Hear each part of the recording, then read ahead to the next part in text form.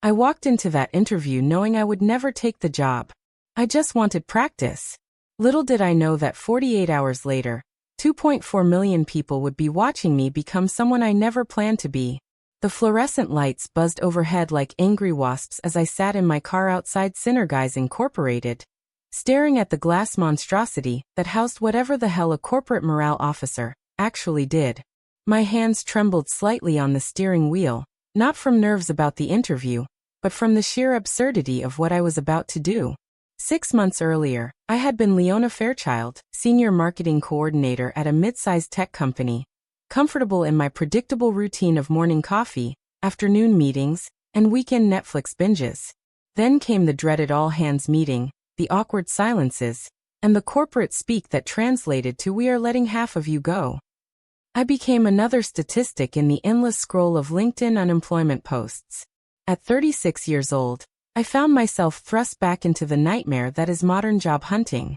The endless applications submitted into digital voids. The automated rejection emails that somehow managed to be both impersonal and insulting. The well-meaning but infuriating advice from family members who had not looked for a job since the Clinton administration. "Have you tried networking events, honey?" my mother would ask during our weekly phone calls, as if I could simply waltz into a room full of strangers and charm my way into employment like some kind of professional fairy godmother. "Maybe you should consider freelancing," my sister would suggest, apparently unaware that freelancing required clients, and clients required skills that paid more than grocery money.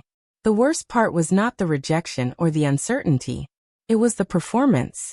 Every application required me to pretend I was passionate about companies I had never heard of, selling products I would never use, to customers I would never meet.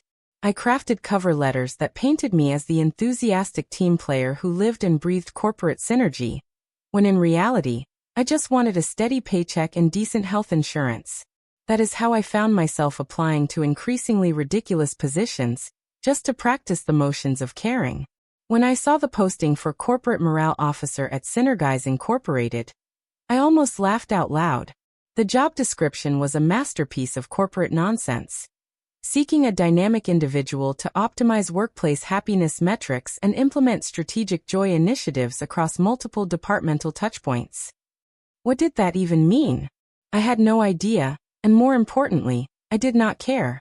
But something about the sheer audacity of a company creating an entire position dedicated to forcing happiness onto unwilling employees struck me as both hilarious and perfect for my purposes. I applied without thinking, attaching a resume that made absolutely no sense for the role, and writing a cover letter that bordered on satirical. To my genuine surprise, they called me for an interview within 2 days. Now, sitting in that parking lot, I felt a strange mix of excitement and recklessness bubbling up inside me. This was not real. This was practice. This was my chance to say all the things I had been holding back in dozens of other interviews where I actually wanted the job. I checked my reflection in the rearview mirror one last time. I had chosen my outfit carefully. A vintage blazer that screamed, "I am interesting," bold red lipstick that said, "I am not afraid of you," and shoes comfortable enough to run if this whole thing went sideways. My dark hair was pulled back in a way that looked professional, but felt rebellious. The lobby of Synergize was exactly what I expected.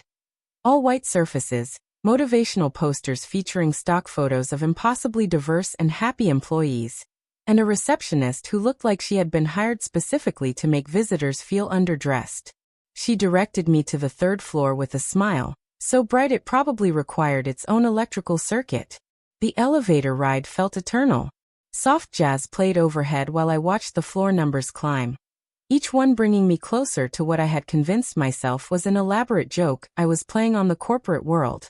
But as the doors opened and I stepped into the pristine hallway lined with more glass than a greenhouse, something shifted inside me. Maybe it was the absurdity of the situation. Maybe it was months of pent-up frustration from being treated like a replaceable cog in various corporate machines. Or maybe it was simply the freedom that comes from genuinely not caring about the outcome. Whatever it was, I felt a spark of something I had not experienced in years. Pure, unfiltered confidence. The conference room was a glass fishbowl in the center of an open office space. I could see employees at their desks, staring at screens with the glazed expression of people who had long ago given up on finding meaning in their work. It was the perfect setting for what I was about to do. My interview panel consisted of 3 people who looked like they had been ordered from the same catalog. Marcus, the hiring manager with perfectly styled hair and a handshake that lasted exactly 3 seconds. Jennifer, the HR representative whose smile never quite reached her eyes. And David, who introduced himself as the Director of People Operations, with the kind of seriousness usually reserved for discussing national security. They were all wearing identical blue button-up shirts. And I wondered if there was a memo about proper interview attire that I had missed, or if this was some kind of corporate uniform situation that made them look like a boy band past their prime.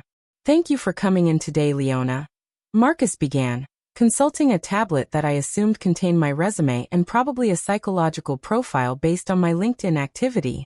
"We are very excited to learn more about your vision for workplace morale enhancement." I settled into my chair, crossed my legs, and felt that dangerous smile creeping across my face. "I am excited to share it," I replied, and I genuinely was, just not for the reasons they expected.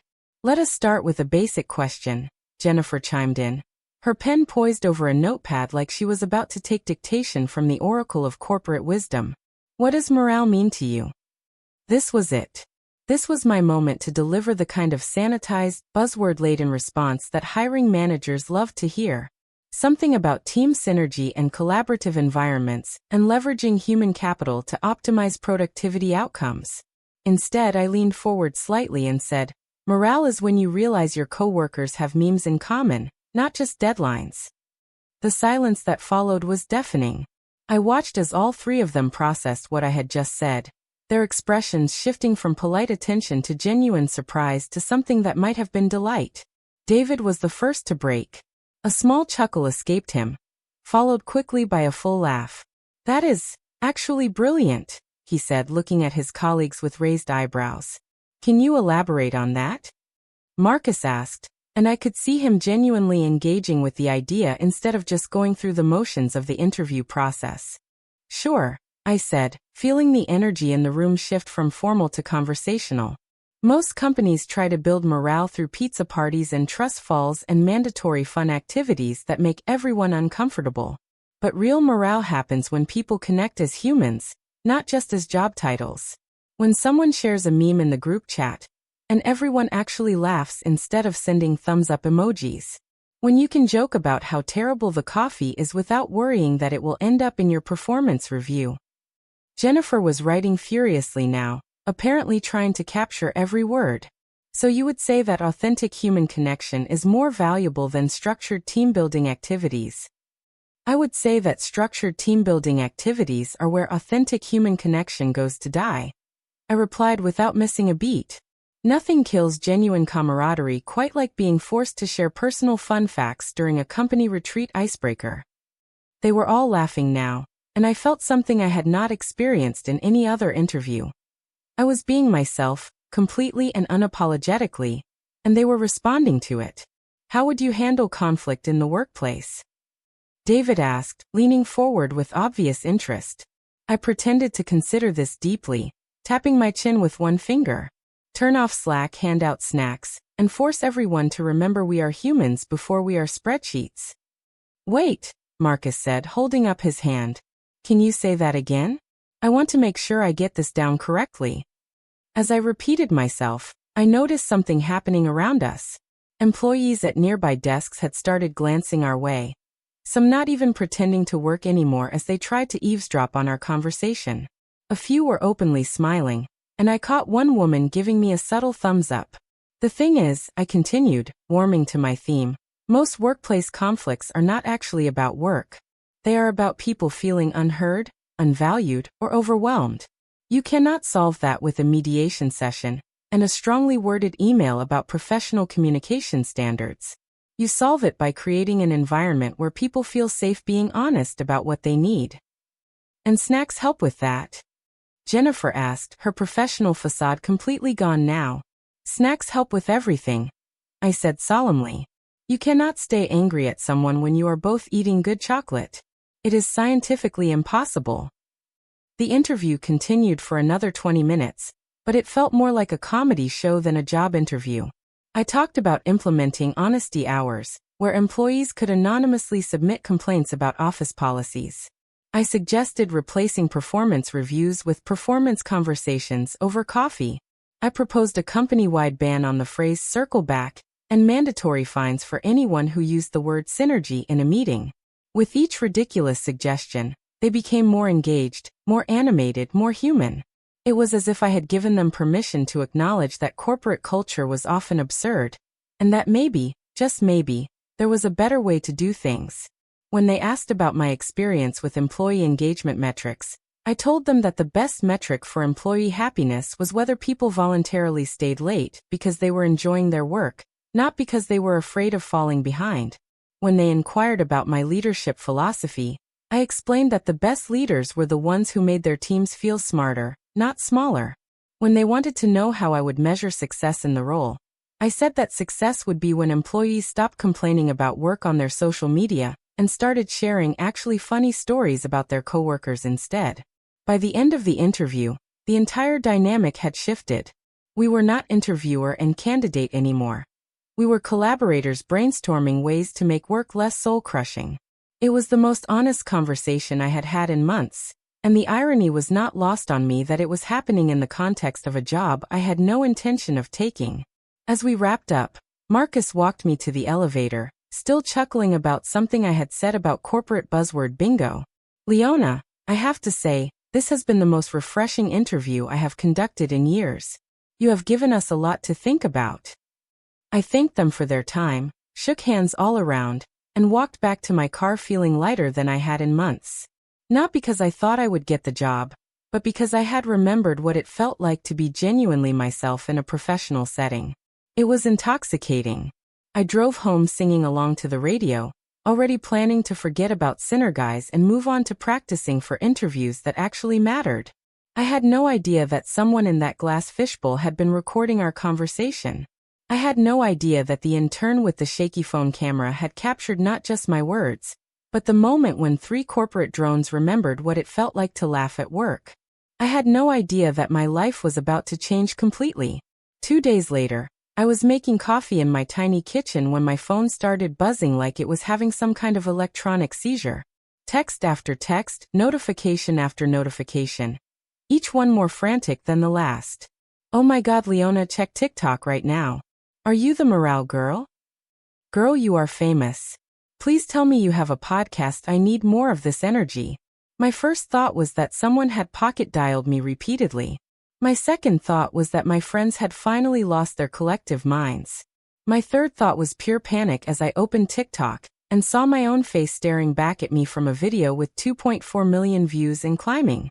The caption read, "This woman just destroyed corporate culture in 60 seconds and I am here for it." Someone had edited together the highlights of my interview, focusing on my most outrageous responses.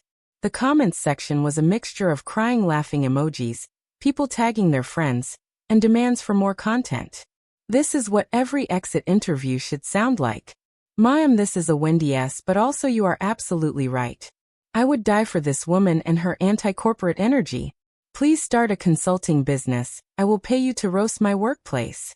I sat on my couch in my pajamas, watching my own words go viral in real time, feeling a mixture of horror and fascination. This was not supposed to happen. This was supposed to be practice. This was supposed to be meaningless. But as I scrolled through comment after comment from people sharing their own workplace horror stories, from employees thanking me for saying what they had been thinking for years, from managers admitting that maybe their companies really did need to try harder, I realized something profound was happening.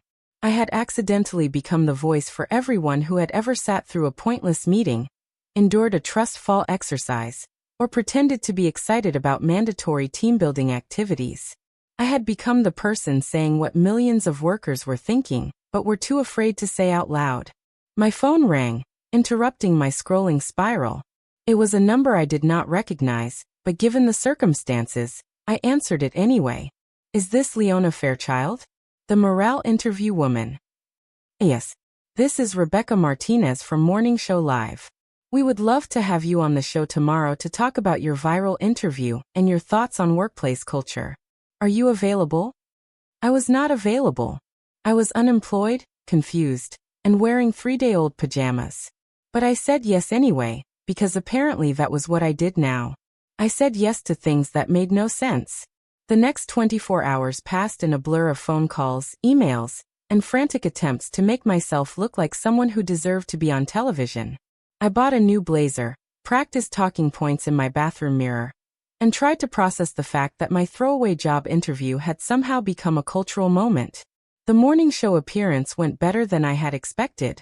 The hosts were genuinely interested in my perspective on corporate culture, and I found myself speaking passionately about the disconnect between what companies said they valued and how they actually treated their employees. I talked about the importance of authenticity in the workplace, the power of humor to build genuine connections, and the desperate need for organizations to remember that their employees were human beings, not productivity machines. The segment ended with the host asking what I planned to do next, and I realized I had no idea. I had been so focused on surviving the present moment that I had not considered the future at all. I guess I will keep talking about this stuff, I said, surprising myself with the certainty in my voice. There are clearly a lot of people who need to hear that work does not have to be soul-crushing. That afternoon, I posted my first intentional video on TikTok. It was another fake job interview, this time for the position of Vice President of Petty Emails. I sat in my living room with a makeshift professional background, interviewing myself for a job that involved crafting passive-aggressive responses to colleagues who replied all to company-wide emails. What would you say is your greatest strength in the field of professional pettiness? I asked myself, holding an imaginary resume. Well, I responded, turning slightly to face a different camera angle. I have an advanced degree in reading between the lines and a certification in strategic eye-rolling. I am also fluent in corporate speak, which means I can say per my last email in 17 different ways, each one more cutting than the last. The video hit 1 million views in 12 hours. Comments poured in from people sharing their own experiences with workplace pettiness, their favorite passive-aggressive email phrases, and their strategies for dealing with annoying coworkers. I had tapped into something universal. The shared experience of navigating workplace dynamics that ranged from mildly irritating to completely insane. I started posting regularly, creating fake interviews for increasingly ridiculous positions. Chief Executive of Side Eye. Team Lead of Quiet Quitting. Senior Manager of Avoiding Video Calls. Director of Pretending to Care About Company Culture. Each video was a small act of rebellion against the corporate world that had chewed me up and spit me out. But more than that, they were love letters to everyone who had ever felt trapped in a job that drained their soul. Everyone who had ever sat in a meeting and wondered if this was really what adult life was supposed to be like. The audience grew rapidly, but it was not just the numbers that surprised me. It was the quality of the engagement. People were not just watching and laughing. They were sharing their own stories, creating community around shared experiences, and finding validation in the knowledge that they were not alone in their workplace frustrations. Companies started reaching out, wanting to collaborate or hire me for consulting work. Most of them completely missed the point, asking me to help them create authentic employee engagement strategies or implement strategic morale initiatives. They wanted to package and sell the very authenticity I was advocating for, which was both hilarious and depressing. But some organizations got it. A small marketing agency hired me to do a workshop on creating genuine workplace culture. A tech startup asked me to help them identify why their employee retention was terrible. A nonprofit brought me in to facilitate a conversation about work-life balance that actually acknowledged life existed outside of work. 3 months after my accidental viral moment, I signed with a literary agent to write a humor book about workplace culture. 6 months later, I had a deal with a major publisher for Let Me Circle Back to That. Notes from a professional interviewee. The book was part memoir, part social commentary, and part survival guide for anyone trying to maintain their humanity in corporate America. I started doing speaking engagements at conferences, universities, and corporate events. The irony of being paid by companies to criticize corporate culture was not lost on me, but I figured if they were willing to pay me to tell them what was wrong with their systems, I might as well take their money and use the platform to advocate for real change. The most surreal moment came when Cinerguys reached out again, this time not with a job offer, but with a proposal to create content for their social media channels. They wanted me to do a series of videos about improving workplace morale, apparently having missed the part where I had essentially mocked their entire industry. I politely declined, but not before suggesting that if they really wanted to improve morale, they might start by asking their employees what they actually needed instead of hiring consultants to tell them what they thought they wanted to hear. A year after that first fake interview, I found myself in a position I never could have imagined. I had built a career out of being authentically myself, out of saying the things that everyone else was thinking but nobody was brave enough to say out loud. I was making more money than I ever had in my corporate job, doing work that actually felt meaningful, and helping people find their own voices in environments that often seemed designed to silence them. The strangest part was how natural it all felt. I had spent years trying to fit into corporate molds that were never designed for someone like me, and I had been miserable. But the moment I stopped trying to be what other people wanted and started being exactly who I was, everything clicked into place. I still get messages from people who tell me that my videos helped them quit jobs that were making them miserable, or gave them the courage to speak up about problems in their workplace, or simply made them feel less alone in their professional struggles. Those messages mean more to me than any brand deal or book advance ever could. Sometimes I think about that day in the Cinerguys parking lot, when I was just an unemployed woman looking for interview practice. I think about how close I came to not going in at all, how easily I could have stayed home and continued sending out resumes into the digital void. But I also think about all the people who have been inspired to find their own voices, to demand better from their employers, to remember that work is something they do, not something they are. I think about the conversations that have started, the policies that have changed, the small revolutions that have begun in conference rooms and break rooms across the country. My fake interview became the most honest thing I had ever done because it gave me permission to stop pretending. It showed me that authenticity was not just more satisfying than performance, it was more powerful. When you stop trying to be what everyone else wants you to be and start being exactly who you are, you give other people permission to do the same. And that, it turns out, is exactly what the world needs more of. People who are willing to be real in spaces that profit from fakeness. People who are brave enough to laugh at systems that take themselves too seriously. People who remember that behind every job title and corporate hierarchy, we are all just humans trying to figure out how to make it through another day. The best part is that I am still practicing. Every video, every speech, every interaction is practice for being more myself, for speaking more truth, for creating more space for authenticity in a world that often seems allergic to it. And unlike my corporate job, this is practice I actually want to be doing. Sometimes your real job is hiding in a fake one. Sometimes pretending you do not care unlocks what you actually care about. And sometimes, when you stop trying so hard to be perfect, you discover that your imperfections are exactly what the world has been waiting for. The interview was fake, but the impact was real. The job was meaningless, but the work that came from it has been the most meaningful thing I have ever done. And the person I pretended to be for 60 minutes in that glass conference room turned out to be exactly who I was meant to be all along. I never did get that corporate morale officer position, but I got something infinitely better. I got to become myself, publicly and unapologetically, and I got to help other people do the same. And that, I have discovered, is the most important job of all.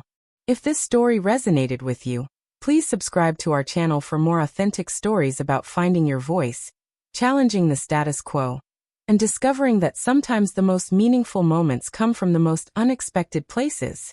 Your support helps us continue sharing stories that matter, and reminds us all that we are not alone in our struggles to be genuine in a world that often rewards pretense. Hit that subscribe button and join our community of people who believe that authenticity is not just refreshing, it is revolutionary.